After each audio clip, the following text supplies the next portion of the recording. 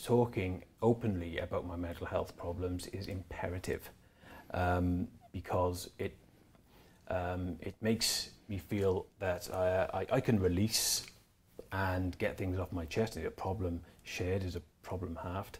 I can talk to you about, obviously, being brothers. I can talk to you about my deepest and darkest, you know, and it's a very important role that you have.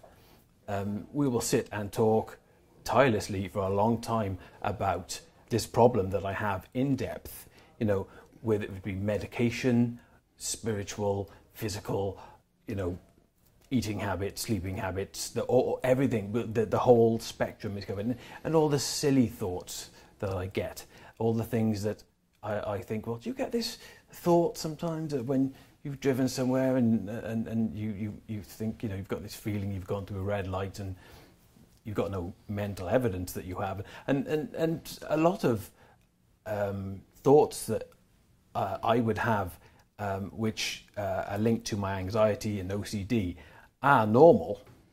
But of course, these things, they get blown up.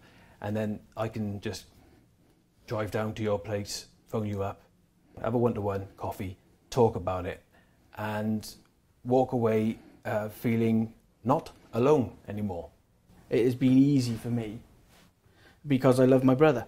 When my brother has suffered at the most, you know, been in the most awful places with his mind, and you know, the times when you just come back sometimes from the hospital and just have been on the wrong medication and there's just nobody home, you know, you're still my brother and I still love you.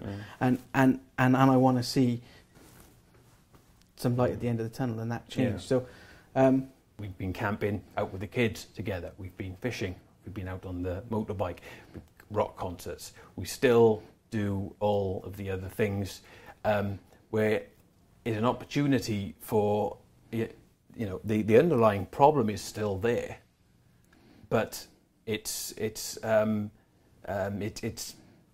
attempt to get on with it, get on with life. If I'm having a particularly hard time or I have a panic attack in the middle of a concert or something like that, if you're there with me, it makes that bit of difference. Yeah, because I'm not on my own. I can say, dude, got a problem.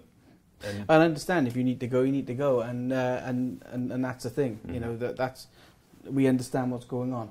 We've got this kind of understanding between each other. So if he needs to go and he's having a panic attack, well, I understand that. Let's go.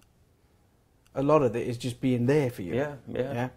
When you've been, you know, going through a difficult situation, I'll come out. Yeah. You know, and you know, I think to myself, well, I don't know what I'm going to do, but I'm just going to be there. Because I can remember coming into the front room, because you would leave the door open, wouldn't you? And I'd come in to the house and wouldn't say anything. It would just be, he's here.